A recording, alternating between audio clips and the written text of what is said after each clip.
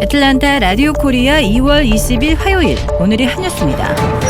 2024 백악관행 레이스에서 경선 독주로 공화당 대통령 후보를 굳히면서 백악관 재입성에도 나서고 있는 도널드 트럼프 전 대통령이 사법 리스크가 현실화되며 가진 돈을 날리고 또 표까지 날릴 중대 위기에 내몰리고 있습니다. 우선 트럼프 전 대통령은 자칫하면 뉴욕주 민사상의 사기 혐의 판결이 최종 확정될 경우 가진 돈을 다 날리고 부동산의 상당수도 처분해야 할지 모르는 일생일대의 재정 위기를 맞고 있습니다. 트럼프 전 대통령과 그 두 아들은 자산을 부풀려 금전적 이득을 취한 민사상의 사기 혐의로 뉴욕에서 무려 4억 달러를 넘는 막대한 벌금을 물고 2-3년간 뉴욕에서 사업하지 못하도록 금지한다는 판결을 받았습니다. 뉴욕중앙서법원 최고법원으로 올라가야겠지만 이자 등을 포함하면 5억 달러나 벌금을 내려면 갖고 있는 4억 달러의 현금을 모두 내고도 15개의 골프장, 여러 곳의 호텔과 트럼프 타워 등 오피스 빌딩 중에서 일부를 매각해야 하므로 트럼프 회사가 요동칠 것으로 경고받고 있습니다. 이어 4건의 형사사건에서 첫 재판이 3월 25일에 시작돼 6주간 진행되기 때문에 그의 백악관 재입성을 막을지 모르는 사법 리스크도 현실화될 조짐을 보이고 있습니다. 트럼프 전 대통령이 4건의 형사 기소 중에서 어느 하나라도 11월 5일 본선 이전에 유죄 판결이 나온다면 대거 지지표들이 날아가 낙선 위기에 빠질 것으로 경고되고 있습니다. MBC 뉴스가 2월 4일 발표한 여론조사 결과 트럼프 전 대통령은 바이든 대통령과의 가상 대결에서 47대 42%로 승리할 것으로 나타났으나 유죄 판결 시에는 43대 45%로 역전패할 것으로 조사됐습니다. 한국인들의 미국 비자 거부율이 예상과는 달리 공화당보다는 민주당 행정부에서 더 높은 것으로 나타났습니다. 한국의 미국 비자 거부율은 트럼프 공화당 행정부 시절에는 한 자릿수였으나 바이든 민주당 행정부에서는 두 자릿수로 급등해 2023년에는 14.4%를 기록했습니다. 물론 미국의 비자 면제국으로 지정된 후 한국의 미국 비자 거부율이 두 자릿수를 기록하더라도 다시 비자 면제국 지위를 박탈되지는 않을 것으로 확실시되고 있습니다. 미 정부가 비자 면제국 지위를 박탈하는 사유로는 비자 거부율뿐만 아니라 미국 방문 후 본국으로 돌아가지 않고 눌러앉는 오버스테이 비율, 그리고 동맹 등 외교 관계 등을 종합 고려하기 때문으로 분석됩니다. 2024년 현재 미국의 비자 면제국들은 한국과 일본, 유럽연합에서 3개국을 제외한 24개 국가 등 모두 41개국이 지정돼 무비자로 미국을 방문해 90일간 머무를 수 있습니다. 미국의 상업용 부동산 문제가 앞으로 신용위기를 촉발할 수 있다는 우려가 점차 커지는 것으로 조사되었습니다. 뱅크 오브 아메리카가 글로벌 펀드 매니저들을 상대로 2월 금융시장 리스크를 설문조사한 결과 상업용 부동산에 대해 시스템상의 신용 문제라는 응답이 16%로 나타났습니다. 이 응답률 순위는 고착화된 인플레이션과 지정학적 리스크에 이어 세 번째이긴 하지만 지난달 조사 때 응답률 11%에 비해 크게 증가했다는 점이 문제입니다. 펀드 매니저들은 신용 문제가 발생할 가능성이 가장 높은 곳으로 상업용 부동산 시장을 꼽았습니다.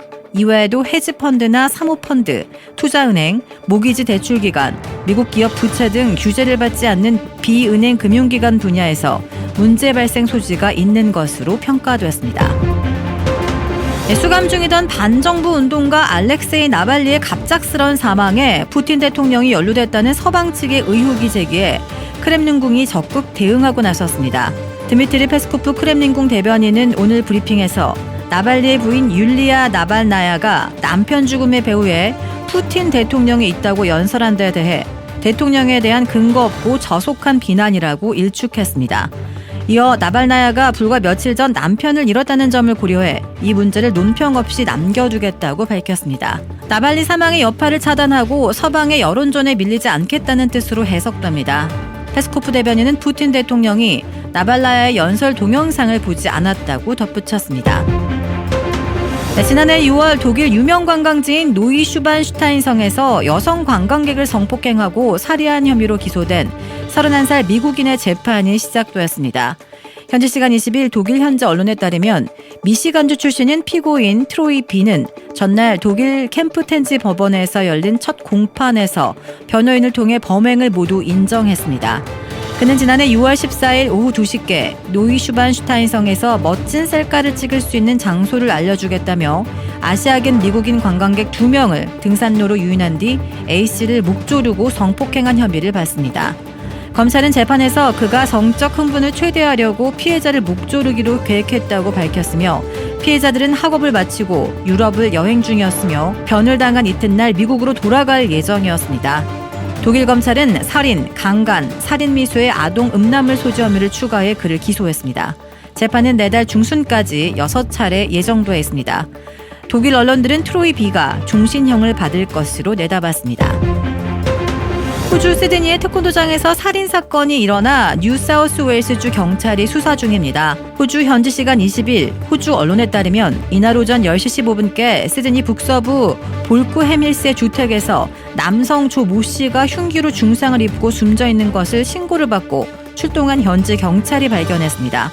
이어 이날 오후 1시께 이곳과 가까운 노스 파라마타의 한 태권도장에서 흉기에 찔려 숨진 40대 여성과 어린 남자아이의 시신이 발견되었습니다.